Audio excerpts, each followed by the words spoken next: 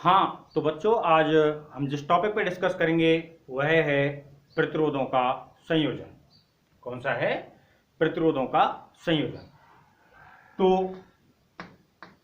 प्रतिरोधों को किस प्रकार से संयोजित करते हैं, क्या उनका परिणाम प्राप्त होता है, इस टॉपिक पर आज हम डिस्कस करेंगे। डिस्कस करने से पहले मैं एक मेन या मुख्य मुद्दे पर आता हूं। वो ये है कि प्रतिरोधों को संयोजित किया क्यों जाता है। प्रतिरोधों को संयोजित क्यों किया जाता है, तो उसका एक छोटा सा जवाब है। वो ये, अपने पास मान लो कोई दो प्रतिरोधक हैं, R1 और R2, या कोई भी और ज्यादा हो सकते हैं। अलग अलग मान के दो या दो से अधिक प्रतिरोध उपस्थित हैं और हमें किसी परिपथ में जितने मान के प्रतिरोध की आवश्यकता है वह मान किसी एक प्रतिरोध से प्राप्त नहीं हो रहा है। यानी कि हमारे पास अलग अलग मान के बहुत सारे प्रतिरोध उपस्थित हैं और हमें किसी परिपथ में एक प्रतिरोध लगाने की आवश्यकता है। वह प्रतिरोध या वह मान किसी एक प्रतिरोध से प्राप्त नहीं हो रहा है। तो हम क्या करते हैं, दो या दो से अधिक, जरूरत के अनुसार दो या दो से अधिक प्रतिरोधों को एक साथ संयोजित कर देते हैं। दो या दो से अधिक प्रतिरोधों को एक साथ संयोजित कर देते हैं। जैसे एक छोटा सा एग्जांपल लेता हूं कि अपने को 3 रुपए देने हैं। हमें किसी को कितने रुपए देने हैं? 3। हमारे पास कितने कितने रुपए उपस्थित रहते हैं? 1 रुपए का एक सिक्का होता है और 2 रुपए का सिक्का होता है। तो हमें देने तो 3 है, 3 रुपए का सिक्का तो प्रेजेंट ही नहीं है। तो क्या हम किसी को पेमेंट नहीं करेंगे? पेमेंट तो करना पड़ेगा ना। तो पेमेंट कैसे किया जाएगा? हो सकता है एक के 3 सिक्के हों तो 1 + 1 + 1 करके दे दिए जाए। हो सकता है 2 और 2 के सिक्के दे दिए जाएं। तो इस प्रकार से हम 3 रुपए का पेमेंट कर देंगे। वही बात यहां आती है कि प्रतिरोधों को संयोजित क्यों करते हैं? जब किसी एक प्रतिरोध से पर्याप्त मान प्राप्त नहीं होता है। जब किसी एक प्रतिरोध से पर्याप्त मान प्राप्त नहीं होता है तो दो या दो से अधिक प्रतिरोधों को, कैसे प्रतिरोधों बेटा? दो या दो से अधिक प्रतिरोधों को एक साथ संयोजित करते हैं। तो समझ में आया कि प्रतिरोधों को संयोजित क्यों किया जाता है? तो सीधा सा जवाब है, जब किसी एक से पर्याप्त मान प्राप्त ना हो, चाहे वो प्रतिरोध हो चाहे वो सेल हो, आगे और भी हम संयोजनों को पढ़ेंगे। जब किसी एक से पर्याप्त मान प्राप्त ना हो तो दो या दो से अधिक को संयोजित कर दिया जाता है। अब संयोजन यहां 2 प्रकार का होगा। कितने प्रकार का होगा? 2 प्रकार का। एक जो संयोजन होता है उसे बोलते हैं श्रेणी क्रम संयोजन। कौन सा बोलते हैं बेटा? श्रेणी क्रम संयोजन। और दूसरा संयोजन होता है उसे कौन सा बोलते हैं? समांतर क्रम या पार्श्व क्रम संयोजन। दूसरा संयोजन कौन सा होता है? समांतर क्रम संयोजन या पार्श्व क्रम संयोजन। अब यहां जो श्रेणी क्रम संयोजन है, अभी हम सूत्र निकालेंगे तब पता चलेगा। ये तो मान में अधिकता लाता है, जो परिणामी मान आएगा उसमें क्या करेगा? ये वृद्धि करता है। और जो समांतर क्रम संयोजन है ये मान में क्या करता है? कमी करता है। ठीक है बेटा। तो संयोजन क्यों किया? क्योंकि जब किसी एक प्रतिरोध से पर्याप्त मान प्राप्त नहीं हो तो प्रतिरोधों को संयोजित किया जाता है। पर्याप्त मान प्राप्त करने के लिए ये 2 प्रकार से होता है। एक तो श्रेणी क्रम संयोजन होता है और एक समांतर क्रम संयोजन होता है। श्रेणी क्रम संयोजन में मान में वृद्धि आती है और समांतर क्रम संयोजन से मान में कमी होती है। प्रतिरोधों का संयोजन कर रहे हैं तब की बात हम करते हैं। तो अब आते हैं समांतर क्रम संयोजन। कौन सा संयोजन बेटा? समांतर क्रम संयोजन। प्रतिरोधों का समांतर क्रम संयोजन। प्रतिरोधों का समांतर क्रम संयोजन। समांतर क्रम संयोजन कब होता है बेटा? जब प्रत्येक प्रतिरोध के प्रथम सिरे को एक साथ और अंतिम सिरे को एक साथ संयोजित कर दिया जाए।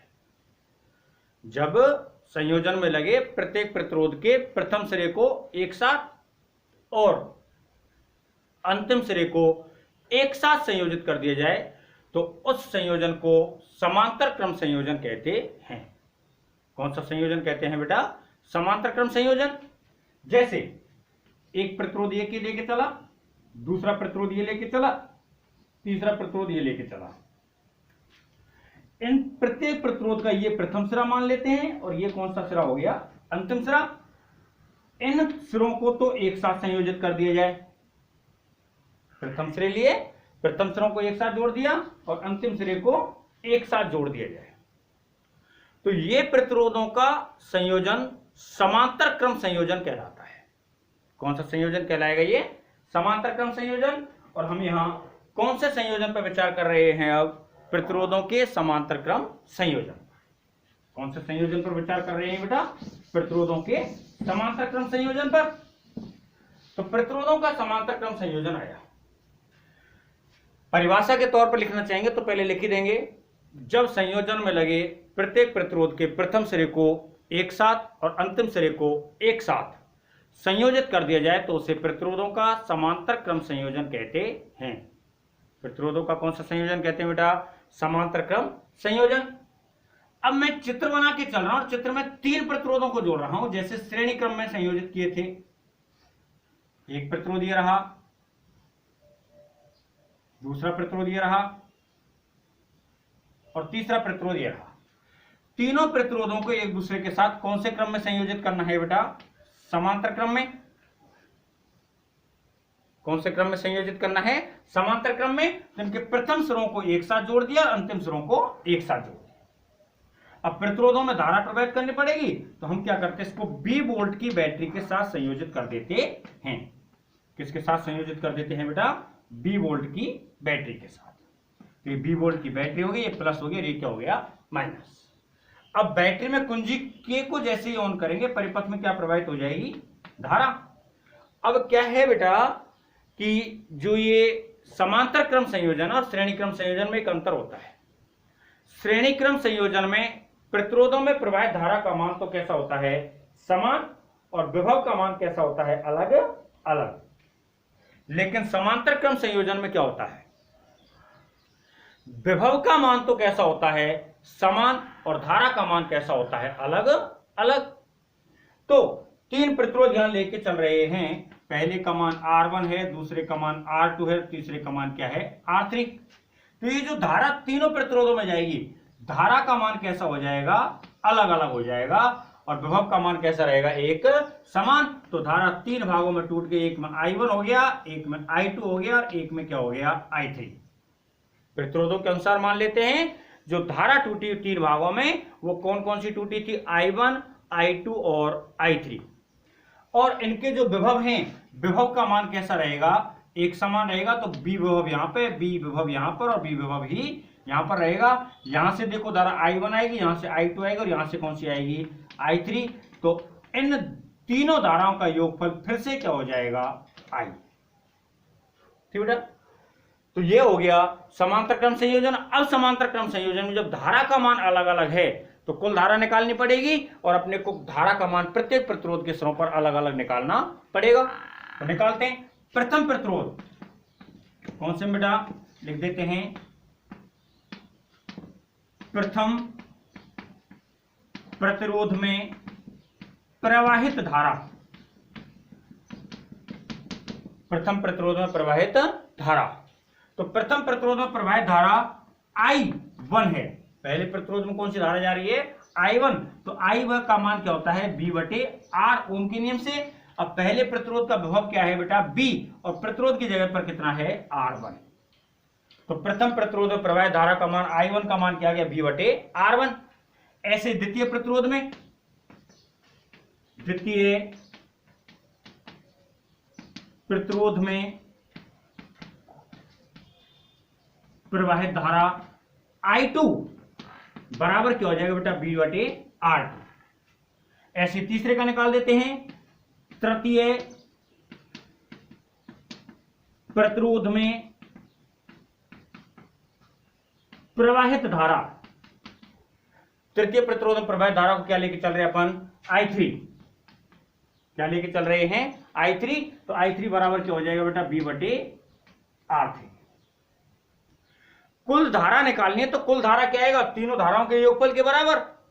तो परिपथ में या कुल धारा का मान, प्रवाहित कुल धारा का मान ऐसे लिख देते हैं, अच्छा रहेगा, प्रवाहित कुल धारा का मान। तो I बराबर क्या हो गया बेटा, I1 plus I2 plus I3। I का मान हो गया। अब क्या है कि यदि परिपथ का कुल प्रतिरोध R हो, कुल प्रतिरोध कितना हो, R, तो I का मान क्या हो जाएगा बेटा, B/R। क्यों, क्योंकि विभव तो कितना आरोपित किया जा रहा है, B, और कुल प्रतिरोध या संयोजन का परिणामी प्रतिरोध क्या मान लेता हूं, R। तो क्या हो जाएगा, B/R। तो लिख देता हूं, माना संयोजन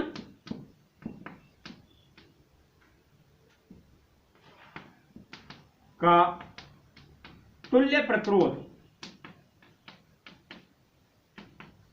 R है, तब I का मान क्या हो जाएगा, B/R, और I1 का मान क्या आ रहा है, B/R1 plus B/R2 plus B/R3।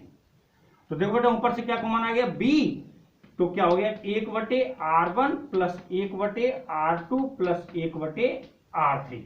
किसका मान आ रहा है, B/R का, B से भी क्या हो जाता है, कट जाता है। तो 1/R बराबर 1/R1 प्लस 1/R2 और प्लस में 1/R3। ये क्या हो जाता है, समांतर क्रम संयोजन में कुल प्रतिरोध का मान। क्या हो गया, समांतर क्रम संयोजन के कुल प्रतिरोध का मान। तो ये कुल प्रतिरोध का मान क्या है, सही, या ऐसे बोल सकता हूं, समांतर क्रम संयोजन के तुल्य प्रतिरोध के व्युत्क्रम का मान।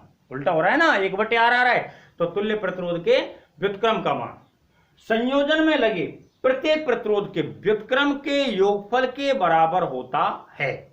भाई 1/R1 पहले प्रतिरोध का व्युत्क्रम हो गया, 1/R2 दूसरे प्रतिरोध का व्युत्क्रम हो गया, 1/R3 तीसरे प्रतिरोध का व्युत्क्रम हो गया, और हमने क्या किया, सबको जोड़ दिया। तो किसका मान आया, 1/R का, और 1/R क्या हो गया, तुल्य प्रतिरोध का व्युत्क्रम। अब मैं यहीं पे वही पुराने वाले स्टेप के अनुसार चलूं तो लिख सकता हूं, यदि संयोजन में n प्रतिरोध जुड़े हों, यदि संयोजन में कितने बेटा, n प्रतिरोध जुड़े हों, तो अब 1/R बराबर क्या हो जाएगा, ये हो जाएगा 1/R1 plus 1/R2 plus 1/R3 plus dot dot dot और प्लस में 1/Rn। ठीक है, यानी कि प्रत्येक प्रतिरोध के व्युत्क्रम का योगफल कर देंगे तो परिणामी प्रतिरोध के व्युत्क्रम का मान प्राप्त हो जाता है। प्रत्येक प्रतिरोध के व्युत्क्रम का योगफल कर देंगे तो परिणामी प्रतिरोध के व्युत्क्रम का मान प्राप्त हो जाता है। ठीक है, अब इसी में एक लाइन और चाहे तो बढ़ा सकते हैं, यदि समान हो, संयोजन में लगे प्रत्येक प्रतिरोध का मान कैसा हो, समान हो, तो 1/, उसको R' मान लेंगे, जैसे पिछले में लिया था, R1 R2 R3 Rn, इसको क्या मान लेंगे, R', 1/R', 1/R', 1/R', तो सबको जोड़ देंगे, परिणामी मान प्राप्त वहां से भी हो जाए। चलो उसको भी कर देते हैं। यदि संयोजन के प्रत्येक प्रतिरोध का मान समान हो, प्रत्येक प्रतिरोध का मान समान हो, तो प्रत्येक प्रतिरोध का मान समान हो तो मैं क्या लेता हूं, क्या, R1 बराबर R2 बराबर R3 बराबर डॉट डॉट डॉट Rn का मान क्या ले लेता हूं, R'। तब 1/R बराबर क्या हो गया, 1/R' plus 1/R' plus 1/R' plus dot dot dot plus 1/R'। तो कितनी बार जोड़ रहा है ये, n बार। तो 1 2 3 4 ऐसे कितनी बार आएगा, ये n बार आएगा। तो 1/R बराबर क्या हो गया, n/R' और R बराबर क्या हो गया, R'/n। R बराबर क्या हो जाता है बेटा, R'/n। ठीक है, तो इस प्रकार से प्रतिरोधों का समांतर क्रम संयोजन प्राप्त होता है। प्रतिरोधों के समांतर क्रम संयोजन की एक बार फिर से रिपीट कर रहा हूं। सबसे पहले डेफिनेशन लिखनी पड़े तो डेफिनेशन क्या है, जब संयोजन में लगे प्रत्येक प्रतिरोध का प्रथम सिरा एक साथ और अंतिम सिरा एक साथ संयोजित कर दिया जाए, प्रथम सिरे को एक साथ संयोजित कर दिया जाए और अंतिम सिरे को एक साथ संयोजित कर दिया जाए, तो बनने वाले संयोजन को समांतर क्रम संयोजन कहते हैं। ठीक बेटा, चित्र के बारे में लिखेंगे तो चित्र में तीन प्रतिरोध R1, R2 और R3 को 20 वोल्ट की बैटरी के साथ समांतर क्रम में संयोजित किया गया है। 20 वोल्ट की बैटरी के साथ कौन से क्रम में? समांतर क्रम में संयोजित किया गया है। तब समांतर क्रम संयोजन में परिपथ में प्रवाहित धारा का मान तो कैसा होता है? अलग अलग, और प्रतिरोधों के सिरों पर प्राप्त विभव का मान कैसा होता है? एक समान। अतः प्रथम प्रतिरोध में प्रवाहित धारा का मान क्या आएगा? I बराबर क्या होता है बेटा? V/R। प्रथम प्रतिरोध में धारा कितनी है? I1। विभव कितना है? B। और प्रतिरोध कितना है? R1। तो I1 बराबर क्या हो गया? V1/R1। ऐसे दूसरे प्रतिरोध का हो गया I2 बराबर V2/R2 और ऐसे तृतीय प्रतिरोध का हो गया I3 बराबर V3/R3। परिपथ में प्रवाहित कुल धारा का मान I बराबर I1 plus I2 plus I3, यह मान आ गया। अब संयोजन का कुल प्रतिरोध क्या हो? R। तो I बराबर क्या हो जाएगा? V/R, क्योंकि कुल धारा आ रही है तो कुल विभव बटे कुल प्रतिरोध हो जाएगा। तो V/R I1 I2 I3 के मान रख दिए, इधर से B कॉमन निकाला, B से B कट गया, ये किसका मान आ गया? R का। इसको भाषा के रूप में ऐसे लिख सकते हैं, समांतर क्रम संयोजन में तुल्य प्रतिरोध के व्युत्क्रम का मान। समांतर क्रम संयोजन में तुल्य प्रतिरोध के व्युत्क्रम का मान संयोजन में लगे प्रत्येक प्रतिरोध के व्युत्क्रम के योगफल के बराबर होता है। संयोजन में लगे प्रत्येक प्रतिरोध के व्युत्क्रम के योगफल के बराबर होता है। ठीक बेटा, अब यही कह रहा हूं n प्रतिरोध जुड़े हो तो 1/R1 R2 R3 ऐसे आ रहा था, इसी क्रम में आगे बढ़ जाएगा तो वो Rn तक आ जाएगा। और समान हो मान तो प्रत्येक का मान समान करके मान प्राप्त हो जाएगा। इस प्रकार से प्रतिरोधों का संयोजन यानी समांतर क्रम संयोजन समाप्त होता है। एक बार देख लीजिए इसे।